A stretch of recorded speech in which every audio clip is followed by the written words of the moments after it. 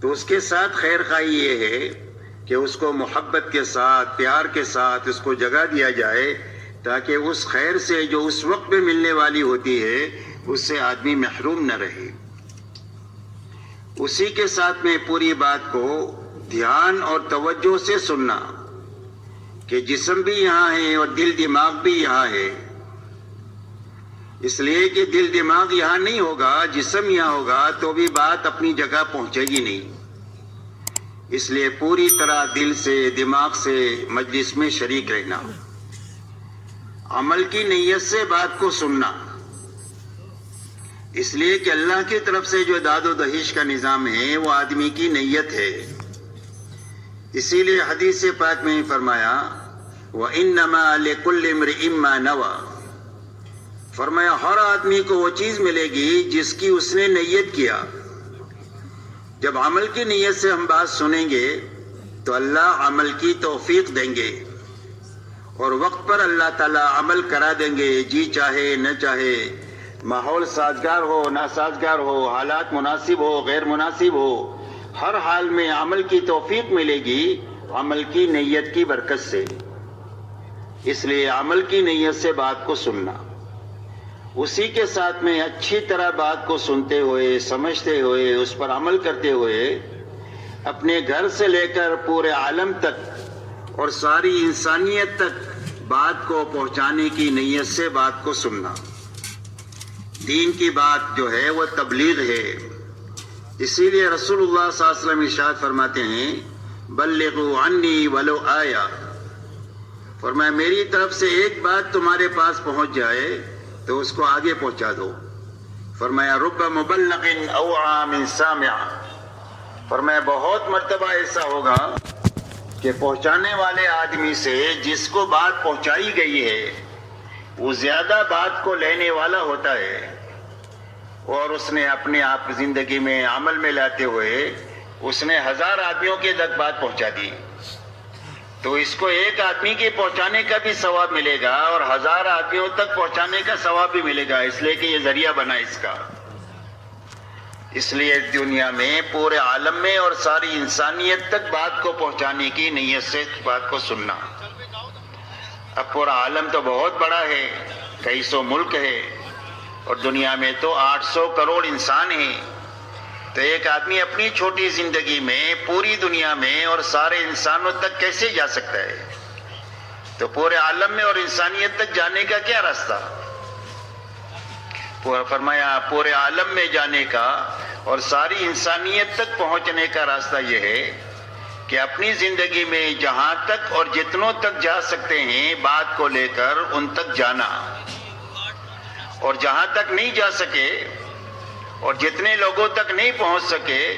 وہاں تک بات کو پہنچانے کے لیے اپنی زندگی میں کام کرنے والے بہترین آدمی تیار کر کے دنیا سے جانا۔ یہ محنت کا رخ ہے، کام کو صحیح طریقے سے سمجھنا، اس کو اچھی طرح اپنی زندگی میں عملی طور پر لانا اور پوری دنیا میں پہنچانا، اور پہنچانے کے لیے جتنا کر سکتے ہیں اتنا کرنا، اور آگے کے کام کے لیے اپنی زندگی میں کام کرنے والے آدمی تیار کرنا۔ یہ محنت کا صحیح رخ ہے جو حضور پاک صلی اللہ علیہ وسلم نے اختیار فرمایا۔ اللہ تعالیٰ نے آپ کو ایک بڑا کام لے کر دنیا میں بھیجا تھا، آپ کی محنت کا میدان پورا عالم تھا اور ساری انسانیت تھی اور قیامت تک کا زمانہ تھا، اب آپ کے بعد کوئی نبی نہیں آئیں گے، تو اتنا بڑا کام لے کر اللہ تعالیٰ نے آپ کو دنیا میں بھیجا، اور اتنے بڑے کام پر قابو پانے کے لیے آپ کو صرف 23 سال کا زمانہ دیا گیا۔ آپ کو 40 سال پر نبوت ملی، 63 سال میں آپ اللہ کو پیارے ہو گئے۔ فرمایا 23 سال میں اتنا بڑا کام کر کے ہمارے پاس آنا ہے۔ اب اس کام پر قابو پانے کے لیے آپ نے محنت کا جو رخ لیا، قیامت تک کے لیے امت کے لیے وہی نمونہ ہے۔ اب حضور پاک صلی اللہ علیہ وسلم نے اتنے بڑے کام پر قابو پانے کے لیے اپنے بس کی پوری طاقت لگا دیا، اور طاقت لگا کر آپ نے پورے حجاز میں کام فرمایا اور کام کیا۔ آپ کا لمبے میں لمبا سفر جو ہے وہ تبوک تک کا ہے، باقی پورا عالم آپ کی محنت کا میدان ہے۔ تو اپنے بس کی پوری طاقت اور محنت لگاتے ہوئے اور اپنے آپ کو تھکاتے ہوئے آپ نے 23 سال میں 1.25 لاکھ صحابہ کا مجمع تیار فرمایا، خود کرتے ہوئے کرنے والے آدمی تیار کیے، اور ایسا مجمع تیار کیا جو حضور صلی اللہ علیہ وسلم کی زندگی کا آئینہ تھا کہ آپ کی زندگی کو سمجھنا ہے تو صحابہ کی زندگی سے آپ کو سمجھا جا سکتا ہے۔ اسی لیے صحابہ کا تعارف 2 جملوں میں ہوتا ہے، فرسان بالنہار و رہبان باللیل، بسام بالنہار و بکاء باللیل۔ فرمایا صحابہ کون ہیں؟ فرمایا دن کے شہ سوار ہیں اور راتوں کے عبادت گزار ہیں۔ دن کو گھوڑے کی پشت پر بیٹھ کر پوری دنیا میں پھر رہے ہیں، لوگوں کو اللہ کی پہچان کرنے کے لیے کہ اللہ کون ہے اور کیسے ہیں، اور اللہ کی پہچان کراتے ہیں، اللہ کا تعارف کراتے ہیں، اللہ کی شانیں سمجھاتے ہیں تاکہ لوگ اللہ سے جڑے اور دنیا سے کٹے۔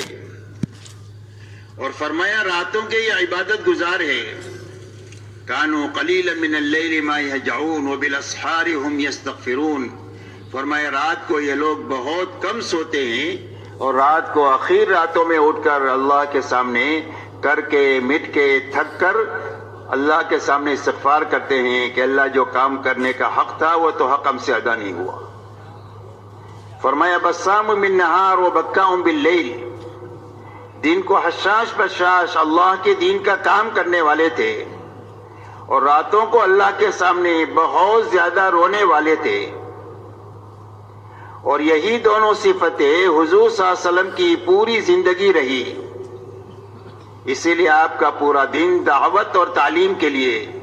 اور اللہ کی مخلوق کو سنبھالنے کے لیے، اور آپ کی رات کا بڑا حصہ اللہ کے سامنے مناجات کے لیے، دعا کے لیے، نماز کے لیے اور آہوزاری کے لیے اور قرآن پاک کو ترتیل کے ساتھ پڑھنے کے لیے۔ یہاں تک کہ رات کو آپ اتنا لمبا قیام فرماتے تھے کہ آپ کے پیروں پر ورم آ جاتا تھا، اور یوں آتا ہے کتابوں میں کہ آپ کے سینے سے رونے کی آواز ایسی آتی تھی جیسے ہنڈیا کے ابلنے کی آواز آتی۔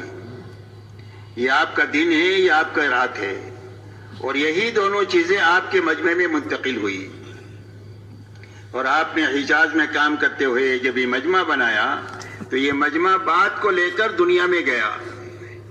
اور اپنی قبریں دنیا میں بنائی، اور صحابہ کرام رضی اللہ عنہ مجمعین نے اپنے ہاتھوں تابعین کا مجمع بنایا۔ تابعین صحابہ کے ہاتھوں تیار ہوئے، لاکھوں تابعین، اور تابعین کے ہاتھوں تبع تابعین کا مجمع تیار ہوا، لاکھوں تبع تابعین تیار ہوئے۔ اس کے بعد اللہ تعالیٰ نے اولیاء اللہ کا ایسا سلسلہ دنیا میں چلایا کہ ایک ایک ولی کے ہاتھوں لاکھوں آدمی دنیا کے اندر میں دین پر آئے اور اللہ کی طرف آئے اور جنت کی طرف آئے، یہاں تک کہ اللہ تعالیٰ نے پوری امت پر مہربانی کرنے کے لیے اور پوری انسانیت پر احسان کرنے کے لیے اللہ تعالیٰ نے ہمارے زمانے میں محنت کا وہ رخ عطا فرمایا جو رخ حضور صلی اللہ علیہ وسلم کے زمانے میں اللہ نے قائم فرمایا تھا۔ آپ کے زمانے میں محنت کا یہ رخ تھا کہ جو آپ کی دعوت پر ایمان میں داخل ہوتا تھا وہ آپ کے ساتھ آپ کی محنت میں شریک ہو جاتا تھا، یہاں تک کہ 23 سالہ دور نبوت میں جتنے ایمان کی طرف آئے وہ سارے ایمان والے آپ کے ساتھ آپ کے دین میں بھی شریک ہے، آپ کی محنت میں بھی پورے شریک ہے، یہاں تک کہ دین کی محنت کے لیے جوان ہیں تو